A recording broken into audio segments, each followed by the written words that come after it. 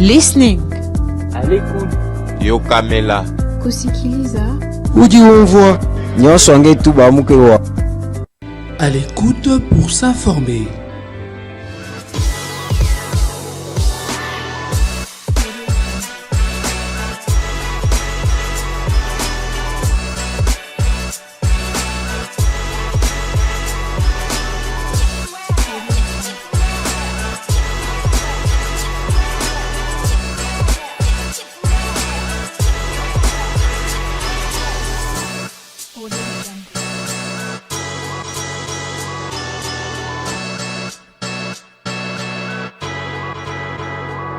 À l'écoute pour s'informer.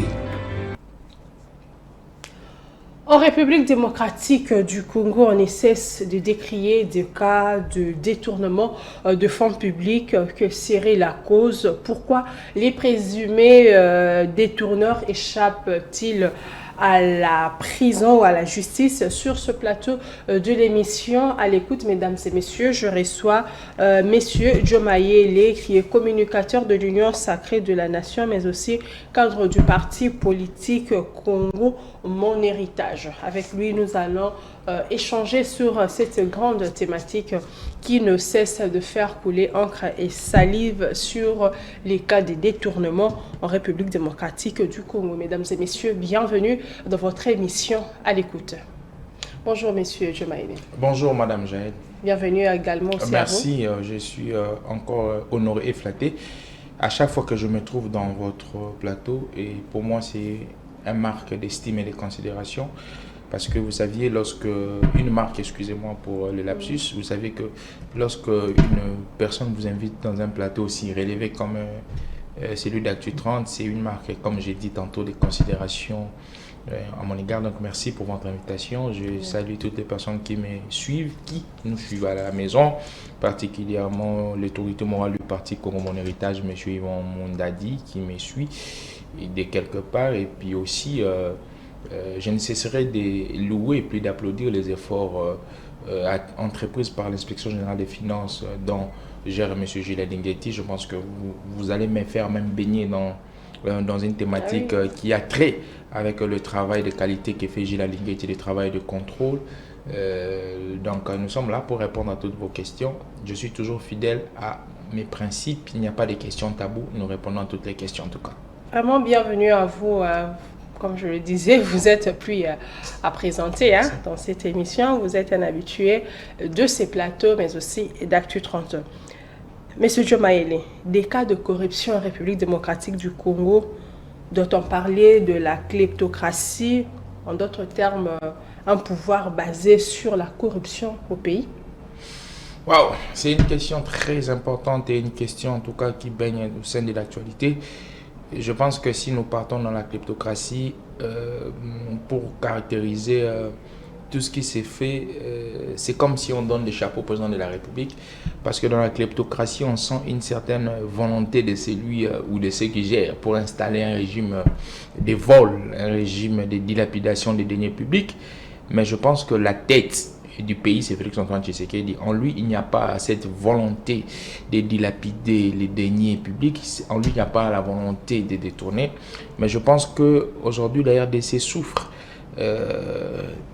d'une maladie qui a commencé depuis la nuit des temps. Je pense que tout ce que nous voyons aujourd'hui, c'est le corollaire d'une maladie. Et puis, tout ce que nous voyons aujourd'hui aussi, les détournements à l'œil nu, des prétendus plutôt détournements qui sont démasqués. Je pense que dans la deuxième alternative, c'est aussi le travail de qualité réalisé par l'inspection générale des finances. C'est aussi la volonté de traquer les voleurs et les cannibales que les chefs de l'État a, qui se manifeste par les faits de l'IGF que nous voyons. Parce que, vous savez, dans les régimes cannibalistes, les régimes antérieurs, les régimes de l'oligarchie où une poignée de personnes géraient la République au détriment de certaines personnes, tout s'est passé dans un système bloqué. Même les détournements, même la dilapidation des deniers publics s'est passé au sein d'une minorité de personnes. C'est pourquoi il n'y avait pas de prétendus soupçons. Mais aujourd'hui, du fait que la gestion de la res publique est ouverte, vous allez comprendre que les choses de l'État, la gestion de l'État est devenue maintenant exposée au public. Il n'y a plus de choses cachées. C'est pourquoi ce qui se faisait hier dans la cachette, donc les cachettes au pluriel, c'est fait aujourd'hui à l'œil nu parce que c'est une politique mise en place par le président Tshisekedi, c'est lui d'ouvrir la gestion de la chose publique. Je pense aussi que c'est une maladie, comme je dis, nous allons les traiter au cours de l'émission, c'est une maladie qui a commencé depuis la nuit des temps, qu'il faut prendre des remèdes immédiats et des remèdes à long terme pour pallier à cette crise-là de détournement en tout cas. Donc pour vous, on ne peut pas parler des kleptocraties actuellement malgré tous ces cas de corruption? Ben, moi, je pense que si on parle de la kleptocratie actuellement, c'est incriminer le chef de l'État parce que le chef de l'État, c'est l'entête du pouvoir, c'est la première institution. Alors, déjà, lui n'a pas cette volonté d'installer ces régimes de vol et de détournement. Et je pense aussi, si on reste dans la dimension légaliste, on est dans un régime démocratique semi-présidentiel. Et je pense que parler de la kleptocratie, je pense que c'est un qualificatif peut-être pour donner à certaines personnes qui manifestent la volonté de piller illégalement les deniers publics, mais qualifier le pouvoir de Tshisekedi d'un pouvoir de kleptocrate. Donc je pense que c'est allé trop fort. Peut-être quelques personnes, pour les identifier, qui sont des kleptocrates, oui, parce que la kleptocratie, c'est un régime de vol, un régime où le vol est autorisé, mais malheureusement, chez nous, tous les instruments légaux n'autorisent pas le vol. Le vol est une infraction. Donc, peut-être ce sont des qualificatifs spécifiques qu'on peut donner aux personnes spécifiques. Vous voyez aujourd'hui, par exemple, comme l'inspection générale des finances, l'IGF, appelle toutes ces personnes qui dilapident l'argent de l'État, qui bouffent l'argent de l'État sans pourtant faire du travail. On les appelle des prédateurs financiers, on les appelle des cannibales financiers, on les appelle des inciviques. Voilà un peu des qualificatifs qui font à ce qu'on puisse répertorier ces personnes et leurs actions néfastes au profit qui vont à l'encontre du développement de la République. Donc, je pense que c'est dans cette logique-là. Mais vous aviez aussi dit que les cas de corruption, ces cas n'ont pas commencé actuellement, oui. aujourd'hui plutôt, ça date de la nuit du temps. Oui.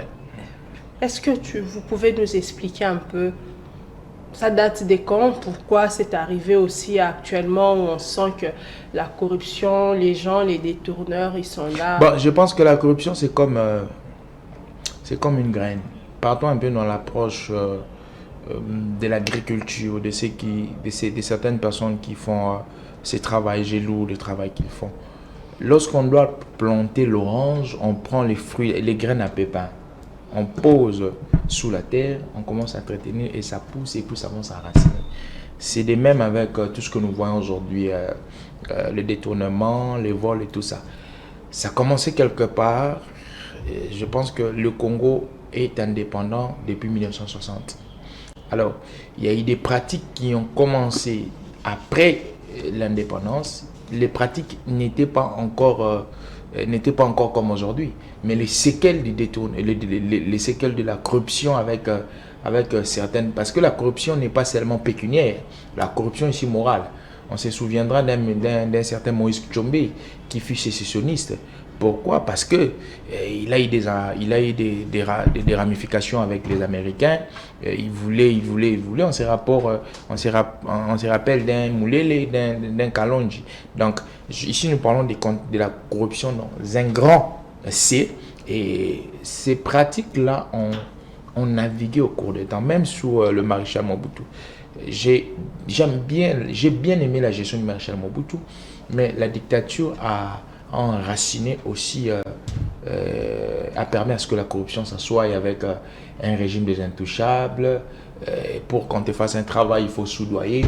Et la corruption étant une graine qu'on avait plantée, ça a commencé à pousser, ça a commencé à s'enraciner et nous sommes passés sous la Kabylie, les régimes cannibalistes que moi j'ai toujours eu à qualifier, où il y a eu c'était la période de la maturation de cette corruption Et aujourd'hui, nous voyons tous ces méfaits. Donc, ça a commencé quelque part. La corruption est devenue comme un mode de vie, comme une culture, même à l'école. Et il y a une certaine corruption parce qu'il y a plusieurs moyens. Vous allez comprendre que on va demander à un enfant de faire le travail manuel, d'apporter les savons, d'apporter les papiers hygiéniques, mais lui doit apporter l'argent. On ne demande pas l'argent, on vous demande de couper les herbes, vous donnez l'argent. On demande de faire la gymnastique, de faire des boules et des chutes, vous donnez l'argent. Donc, la pratique, ces pratiques néfastes ont envahi la société. Et aujourd'hui, toutes ces personnes-là sont des autorités. Ils gèrent de gauche, de droite, ils sont dans l'administration, ils sont dans l'armée, ils sont partout. Donc, si aussi on doit remédier cela, il faut commencer à employer une méthode à long, à moyen et à court terme. Et s'il faut employer ces méthodes à long, à moyen et à court terme, doit-on commencer au niveau de l'école primaire, commencer à parler des enfants contre la corruption, oui, les apprendre des notions des professeurs comme vous venez de donner, par exemple dire qu'il y a un enfant qui doit faire un travail manuel qui n'amène pas de l'argent à la place, oui, du travail demandé. Oui, exactement. Je pense qu'il faut fignoler une politique nationale. Vous saviez, j'ai toujours été parmi ces personnes aujourd'hui qui militent pour la restructuration de la matière qu'on donne dans le cursus scolaire d'un enfant, surtout ici en République démocratique du Congo. Pourquoi devrions-nous rester avec des matières vétustes qui ne nous apportent rien dans la société? Il faut adapter les matières aux besoins de la société. Par exemple, aujourd'hui, le cours de civisme. C'est quoi les contenus du cours de civisme? C'est quoi les contenus? Par exemple, le cours de civisme, on doit nous apprendre les savoir-vivre dans la société, le mœurs bantou, les us bantou. Dans le mœurs et les us bantou, la corruption n'y est pas. Vous comprenez, par exemple, ces domaines, cet aspect de la pédophilie, le lesbianisme, tout ça.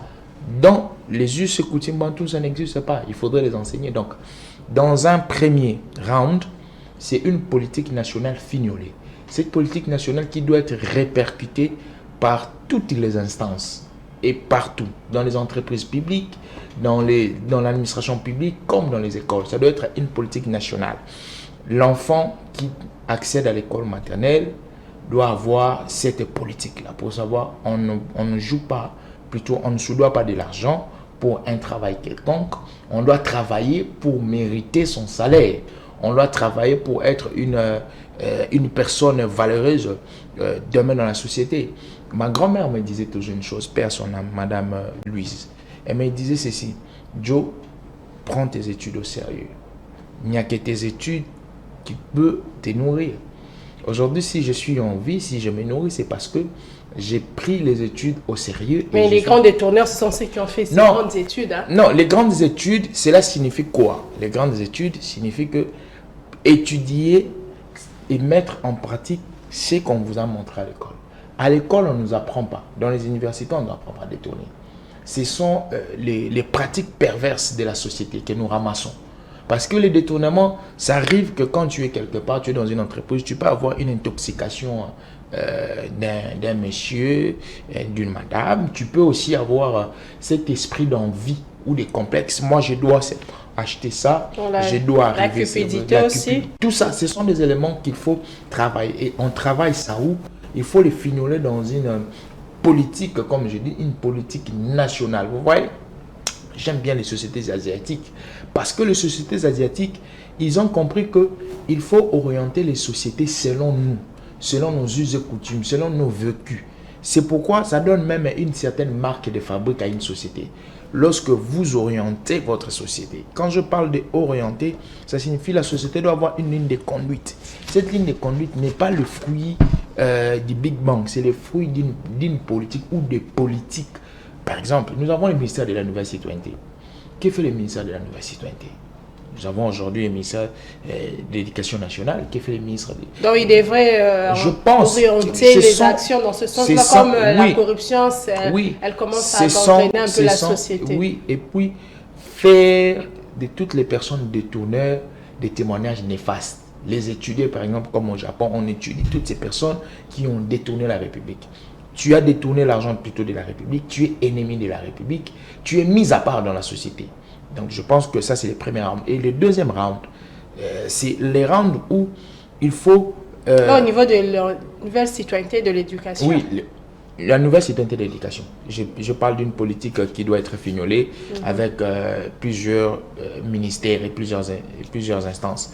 Mais dans le deuxième round maintenant, c'est les résolutions immédiates. Les résolutions immédiates, parce que là, j'ai parlé de la politique, ou bien des politiques publiques. Ça, ce sont des résolutions à long terme pour arrêter l'hémorragie. Mais les résolutions immédiates, c'est il faut ici asseoir un contrôle détail. Quand je parle du contrôle détail, je suis en train de voir l'inspection générale des finances aujourd'hui qui abat un travail excellentissime. Mais malheureusement, l'inspection générale des finances est limitée par ses attributions. Parce que n'oubliez pas, Montesquieu parle de la séparation du pouvoir. Le pouvoir doit arrêter le pouvoir. Chaque pouvoir doit avoir ses attributions, des limites. Alors, l'IGF est limité par ses attributions. C'est comme un chien qui aboie sans mordre. Hein? Oui, il déniche les détournements. Il déniche les imperfections. Il dénonce. Mais à un moment, l'IGF s'arrête. C'est comme s'il a des mains coupées au regard de ses attributions. Mais en la suite, alors lorsque l'IGF s'arrête, je pense que serait la suite? J'arrive. Je pense que il faut élargir l'assiette des attributions de l'IGF. Élargir ses assiettes, son assiette plutôt, pour lui permettre de faire un travail continuel. Il peut faire un rapport, il peut aussi interpeller les personnes qui sont des présumés.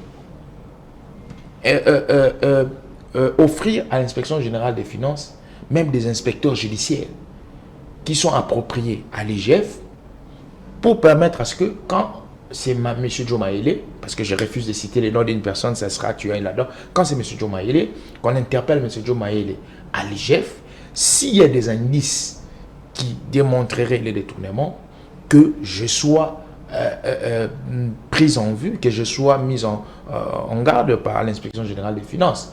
Pourquoi? Ça va permettre à certaines personnes d'avoir peur. Ici aussi, outre, je ne trépasse l'IGF, il faut aussi que le Parlement, parce que le contrôle de la chose publique est à 3 dimensions. Il y a le contrôle administratif aujourd'hui qui est fait par l'inspection générale des finances, mais outre les contrôles administratifs, il y a les contrôles politiques et juridictionnels. Le contrôle politique est fait par le Parlement, confère l'article 100 de la Constitution, et le contrôle juridictionnel est fait par la Cour des comptes. Donc, il faudrait que les deux instances, Parlement et Cour des comptes, accompagnent aussi par un contrôle linéaire. Mais on voit quand même la Cour des comptes maintenant s'activer. Oui, ça va, ça arrive. La Cour des comptes arrive. J'ai dit, il faudrait que... Parce que l'IGF aujourd'hui, c'est cette grande fille qui mène la danse dans le contrôle. Alors, il faudrait maintenant que ceux-là qui sont derrière, les parlementaires et la Cour des comptes, comme dans la dimension juridictionnelle, le Parlement dans la dimension politique, accompagnent l'IGF pour que le contrôle soit un contrôle linéaire, un contrôle bien détaillé de qualité. Mais donc pour l'instant là, l'IGF n'est pas accompagné ni par ces 3 institutions. Non, l'IGF est accompagné, mais pas assez. Parce que... Mais est-ce que ça devrait pas se faire automatiquement une fois que l'IGF dénonce des cas de corruption directement, les institutions habilitées, la Cour des comptes, les parlements, ils prennent le dossier en main. Bon. Qu'est-ce qu'alors pourquoi ça se fait que l'IGF dénonce? Ça va dans la même dimension. Le Parlement dénonce aussi, il fait le contrôle des entreprises publiques et regarde le gouvernement. Ça va de pair. Quand ils voient que ça ne va pas, ils doivent remettre le dossier à la justice. Là où ça capote, c'est la justice. Alors, il faudrait que les personnes qui sont des prétendus détourneurs, parce qu'on est seulement, je m'excuse, on est seulement détourneurs lorsqu'il y a un jugement effectif. On juge de la présomption d'innocence comme de la présomption de culpabilité. Il faudrait que lorsque l'inspection générale des finances dénonce une anomalie, un détournement, il faudrait automatiquement traiter rigoureusement les personnes prétendues citées dans ces dossiers. Mais la justice est faillible. comme l'a dit le président de la République, notre justice est malade. Avec les mots, la corruption aussi, qui est parmi les mots qui gangrènent notre justice. Alors vous allez comprendre qu'il y a certaines personnes qui, au regard de leur gibecière financière, soudoient aussi la justice. Ça, c'est un problème. Donc le président de la République aussi travaille dans la même dynamique des relevés. C'est pourquoi j'ai aimé la fougue du nouveau ministre de la Justice, M. Constant Moutamba, qui vient avec une certaine fougue. J'aimerais que cette fougue continue. Vous savez, madame, aujourd'hui, il faudrait une restructuration de l'appareil institutionnel de la République démocratique du Congo. C'est pourquoi j'avais aimé les recrutements de nouveaux magistrats. Il faudrait inclure la dose propre. Parce qu'il y a certains qui sont là, qui ont créé des systèmes maléfiques pour soudoyer de l'argent, des systèmes maléfiques pour attirer de l'argent. Et je pense que si on injecte cette nouvelle dose, si on met des sanctions rigoureuses, on doit faire du détournement, de la corruption, je pense que des faits impardonnables en République démocratique du Congo. Vous voyez, comme en Israël, on mettait les lépreux des côtés. On doit mettre aussi les détourneurs et toutes les personnes qui utilisent la corruption des côtés. Mais là, tout ça doit, maintenant, là, c'est un rôle très important que doit jouer la justice. Mais, Monsieur Joe Maele, vous avez parlé ici de l'IGF, de ses actions, comment elle mène des actions pour dénoncer les cas de corruption, mais aussi l'IGF, c'est un service attaché à la présidence de la République. Mais il y a eu aussi le chef de l'État, il y a aussi l'agence de la lutte contre la corruption. Oui. Qui est aussi dans cette démarche. Mais malgré cela, c'est aussi un service attaché à la présidence. Malgré cela, on ne cesse de décrier des cas de corruption au niveau comme de l'APLC. Est-ce qu'elle fonctionne normalement ou bien ils ont juste une mauvaise stratégie de mener les actions contre la corruption? Bon, merci madame. Je pense qu'il y a aussi les Sénarep où c'est un truc pour le blanchiment d'argent avec le monsieur Kissoula. Je pense qu'aujourd'hui, tout dépend de la manière dont vous travaillez. Oui, plusieurs services, mais malgré cela, on ne cesse de dénoncer des détournements des millions de francs congolais. Il y a des services, alors il faudrait seulement se poser la question, est-ce que ces services ont quelles compétences sur le contrôle? Parce que l'inspection générale des finances a les compétences générales sur ce qui est les finances de l'État. Ça signifie, sur ce qui est les finances de l'État, l'inspection générale, dans toutes les dimensions, dans toutes les institutions, il contrôle. Il peut contrôler même dans les municipalités qu'aujourd'hui nous appelons les communes. Alors, la PLC. Bon, je n'ai pas assez d'éléments sur les attributions. Mais il y a certaines structures qui contrôlent les finances de l'État, peut-être qui sont orientées à des structures particulières, spécifiques. Mais l'IGF, la Cour des comptes, ils ont le contrôle général sur ce qui est les finances, sur ce qui est des finances de l'État. Alors, je parle de ce que je suis en train de maîtriser. Il y a certaines institutions qui sont très spécifiques. Je pense ces institutions, peut-être, ils sont aussi à court de méthodologie. Parce que les méthodologies pour traquer ces cannibales financiers doivent être des méthodologies spécifiques et bien fignolées. Parce que ces gens, ils ont tout un système assis pour piller l'État. Ils créent même des entreprises fictives pour piller l'État. Ils créent des investisseurs fictifs pour piller l'État. Alors, il faut que ces institutions aujourd'hui spécifiques qui s'occupent du blanchiment d'argent, qui s'occupent de la corruption des agences, tout ça, travaillent dans la logique de fignoler des méthodologies importantes, des méthodologies efficaces. Par exemple, vous allez toujours admettre que je cite l'inspection générale des finances. L'inspection générale des finances met en œuvre le contrôle dans 3 dimensions. Les contrôles avant, pendant et après. Ça permet à ce que, avant que l'argent de l'État sorte, quand il y a un contrat qui est signé officiellement, légalement, avant que l'argent sorte, il faut qu'il y ait un montage financier. Il faut que l'inspecteur général des finances, M. Linguetti, travaille avec ces gens, une séance de travail avec je ne sais quelle entreprise pour qu'ils fassent les montages financiers. Ils vont vous dire, voilà, nous faisons un travail de $100 000. Les $100 000 va être réparti comme ça, comme ça, comme ça. Et après, pendant le travail, ils sont là pour savoir est-ce que les 100 000 $ bénéficient réellement ou va réellement, est orienté réellement au travail. Après, ils vont venir encore faire le constat pour voir est-ce que les 100 000 $ qui étaient sortis a fait réellement le travail. Voilà une méthodologie efficace que nous demandions aussi à ces institutions, ces instances de contrôle ou à ces instances qui travaillent sur la corruption, le détournement, puissent mettre en œuvre. Donc, je pense que si on concilie toutes ces stratégies, les stratégies à long et à moyen terme, c'est lorsqu'on peut vaincre la corruption. Donc, on ne peut pas seulement rester dans une branche éducationnelle, parce que si on reste dans la branche éducationnelle, ça signifie nous sommes en train de préparer la ressource humaine qui doit venir prendre la relève. Mais nous ne nous taisons pas, ou soit nous n'arrêtons pas les saignements de finances publiques. Donc, du moment où nous travaillons pour préparer ce qui doit venir prendre la relève, nous sanctionnons aussi, nous finissons aussi cette crise, afin que ceux qui vont venir trouvent un terrain à saigner. Pour finir, par exemple, le DGF a été dans une série de conférences. J'ai vu M. Linguetti, qui était à l'université de Kinshasa, parler avec les étudiants des premières et deuxième graduats. Pourquoi? C'est parce que ces personnes-là sont des futurs cadres. Alors, ils doivent connaître la nécessité de la bonne gouvernance, de la bonne gestion, de la propriété financière. Parce que si les finances de l'État, les finances au pluriel sont assainies, automatiquement, il y a impulsion du développement. Mais si les finances de l'État ne sont pas assainies, il n'y a pas de canalisation, il y a la dilapidation. Vous comprendrez que les finances de l'État sera désorientées. C'est pourquoi j'ai aimé cette approche aussi, cette approche éducationnelle. Il y a même eu des enfants d'école primaire qui sont allés jusqu'au siège de l'IGF. Ils ont eu à converser avec l'inspecteur général, M. Linguetti.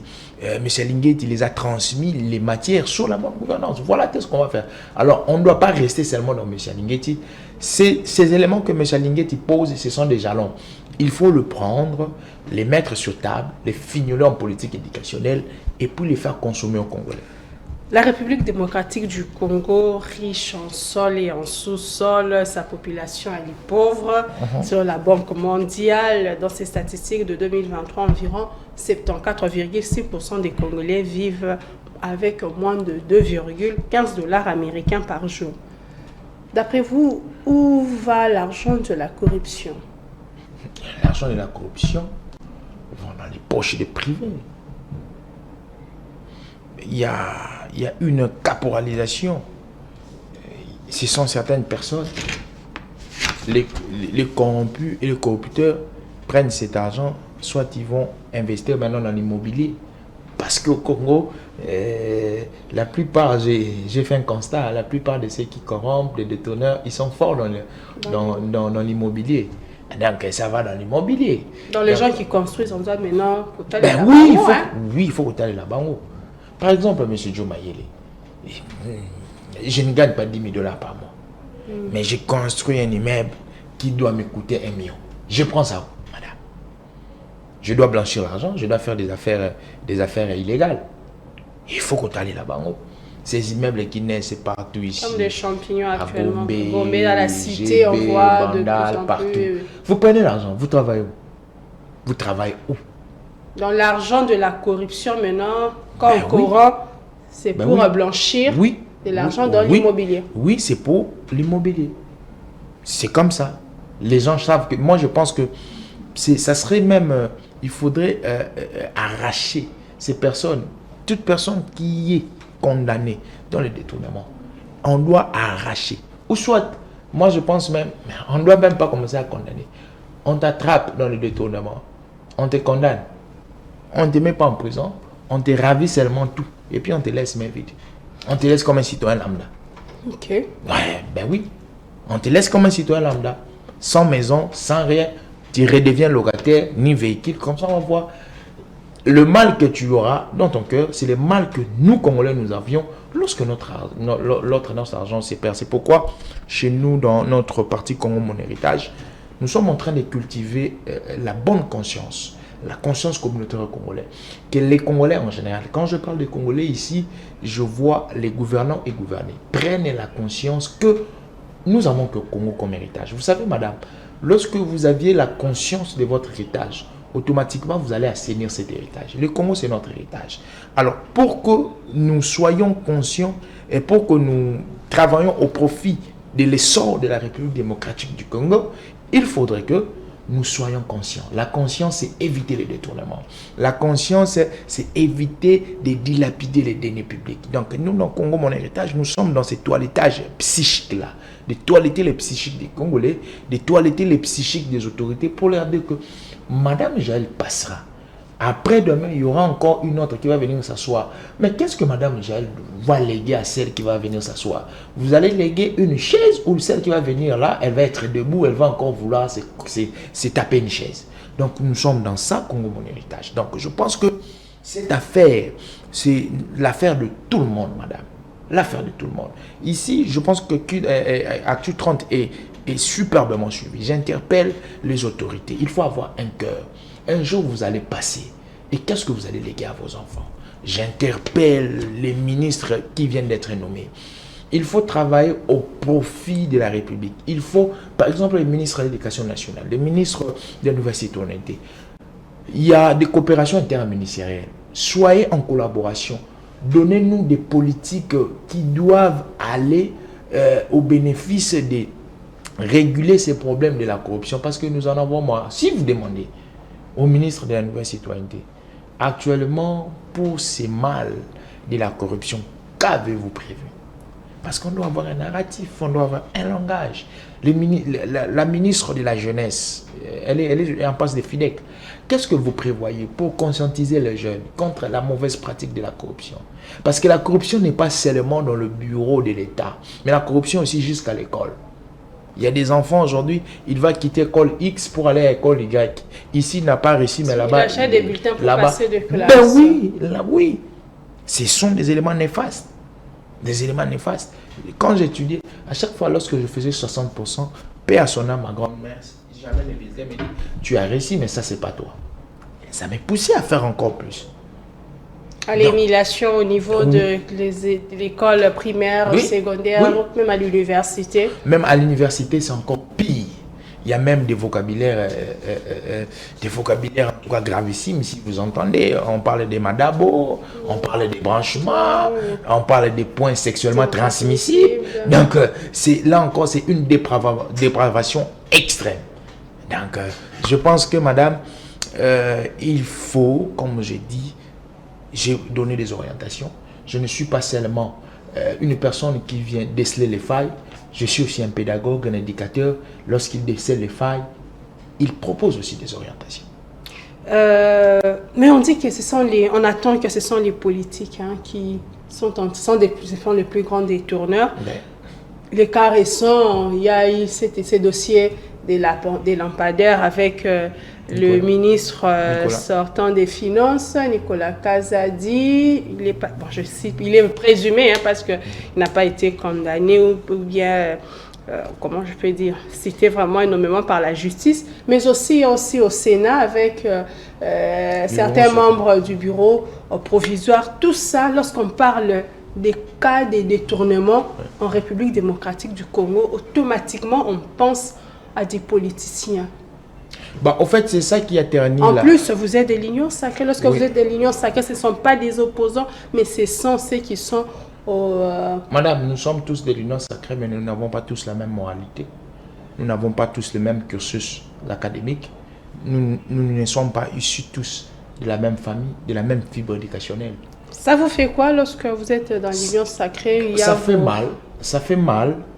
Parce que l'Union sacrée, c'est cette plateforme qui doit les surfacturations. Oui, j'arrive. L'Union sacrée, c'est cette plateforme qui doit porter M. Tshisekedi à concrétiser sa vision. Mais eu égard à ce qui se passe, on ne sent pas que vous portez la vision du chef de l'État. Au contraire, son image. Il y a certaines personnes que moi j'appelle ennemis de la République, qui détournent en cascade, comme vous dites, ternir l'image du chef de l'État. Ternir aussi l'image de la République. Parce que les détournements, certes, ça a un effet en République démocratique du Congo, mais l'information du détournement survole le territoire congolais. Lorsque ça survole le territoire congolais, ça vend négativement l'image de la RDC. Automatiquement, Ceux-là qui voudraient venir investir ici ne viendront pas parce qu'ils savent qu'ils ne sont pas dans un terrain favorable. Voilà les méfaits de ces détourneurs. C'est pourquoi j'interpelle toujours ces personnes. Il faut aimer le Congo. Lorsqu'on a la fibre patriotique, on ne peut pas... Mais ces personnes, on les entend à la télé, nous aimons tous le pays souffre, mais on va attendre des millions par mois, la cité... Tu peux dans le bâtiment de l'Inga, comme il y a des millions où ils ont la kawapi. Moi, je dis ça. Tu vas détourner. Le corbeau, les redans. Ils ont la kawapi. Ils ont un discours politicien. Non, parce que ces personnes-là, ils parlent bien du Congo, nous aimons tous, mais en fin de compte... Aimer le Congo, ils ont mon côté. Je pense que vous êtes une femme. Quand un homme dit, excusez-moi madame, qu'il vous aime, ça ne s'arrête pas dans le parler. Au moins, il doit acheter même un boucle d'oreille pour vous montrer qu'il vous aime. Il doit vous offrir même une bouteille de coca. Le coca transmet l'amour, démontre l'amour. L'amour ne se dit pas, mais elle se vit. Toutes ces personnes aujourd'hui qui viennent avec des argumentaires kilométriques autour de la République démocratique du Congo, c'est bien beau. C'est bien beau de manipuler la langue des mondiales. C'est bien beau de nous apporter des vocabulaires en grosso modo, en cascade. Mais la réalité sur le terrain, c'est que quand vous apportez le vocabulaire, soyez derrière ce vocabulaire. Quand une personne dit « je suis intègre », mais cette personne-là est prétendue détourneur. Est-ce qu'il est derrière le vocabulaire intègre? Lampadaire pour le bien commun, pas surfacturation. Non, les lampadaires, ces dossiers, déjà je suis au Sénat, je suis très écœuré des dossiers lampadaires, je suis très écœuré. Et c'est même le dossier lampadaire, le dossier forage, c'est parmi les dossiers où on veut même salir le nom de M. Lingeti, tout ça, parce que M. Lingeti dénonce une surfacturation extrême. Je ne sais pas aujourd'hui si vous connaissez dans quel pays on vous fait des forages à plus de 200 000 $. Moi, je me suis posé la question, ces forages-là auront des ailes pour voler, et je me suis posé la question, ces forages-là auront des caméras pour une surveillance vidéo. Ce sont des politiciens au sein de votre famille politique. C'est pourquoi j'ai dit, ce sont des politiciens, ce sont des mauvaises herbes. Mais il n'y a pas que ça. On a connu des cas de corruption pendant la Covid.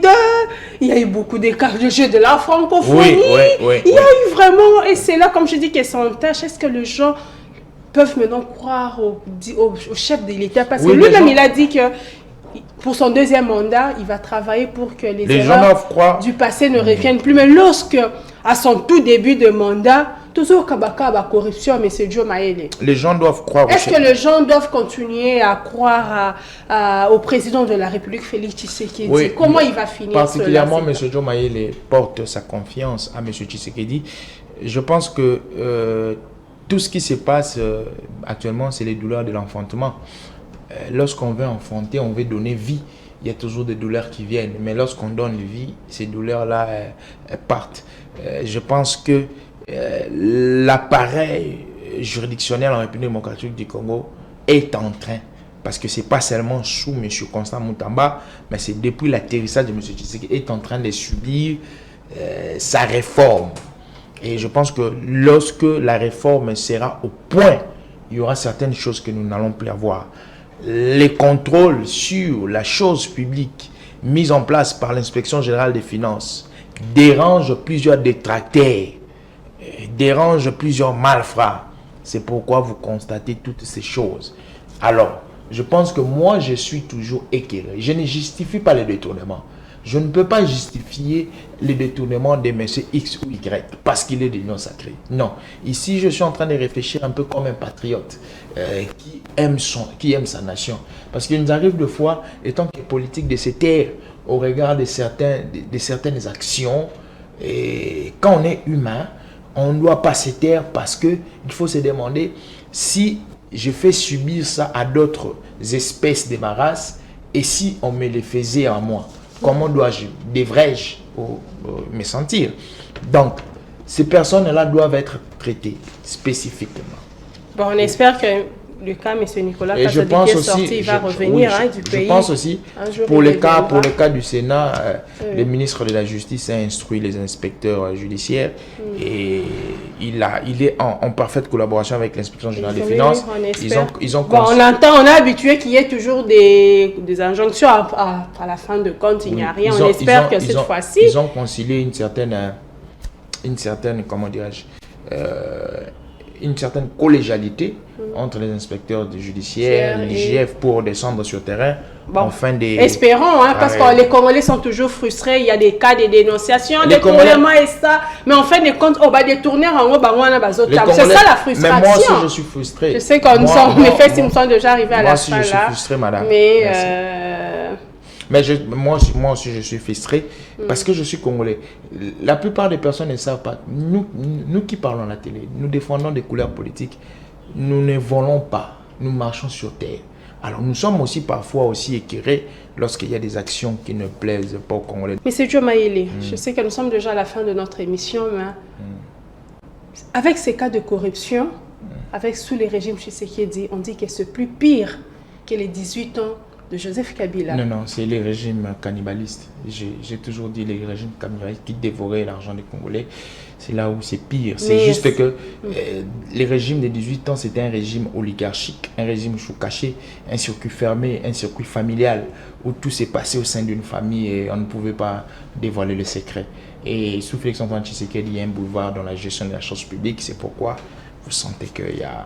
Les gens sont de gauche et de droite. Mais cela n'entache pas l'image du chef de l'État. Si, je dis sans tâche. Parce qu'à chaque fois qu'on fait qu'il y a dénoncé des cas de corruption. Si, sans tâche, mais le peuple congolais a des yeux. Il voit son président et il voit ses accompagnateurs. Je suis un adepte de la bonne gouvernance. La bonne gouvernance qui prévaut de gérer au regard des lois, de gérer en étant dans la configuration normative. Lorsque une personne dépasse cette configuration, il doit être sanctionné par la loi. Ici, nous interpellons les autorités de la République. Nous interpellons les instances spécifiques de pouvoir faire leur travail, de pouvoir sanctionner toutes les personnes qui dilapident l'argent de l'État, et nous continuons toujours à supporter les efforts de l'inspection générale des finances. Et puis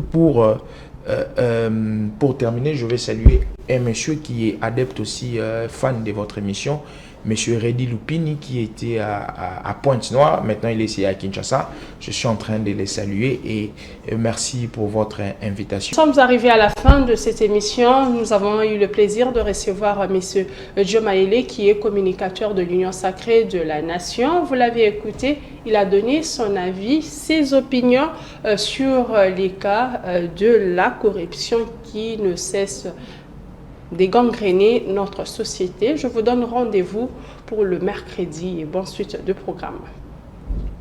Listening. À l'écoute. Yo Kamela. Kusikiliza. Udi umvwa. Nyonso ngetu bamukewa. À l'écoute pour s'informer.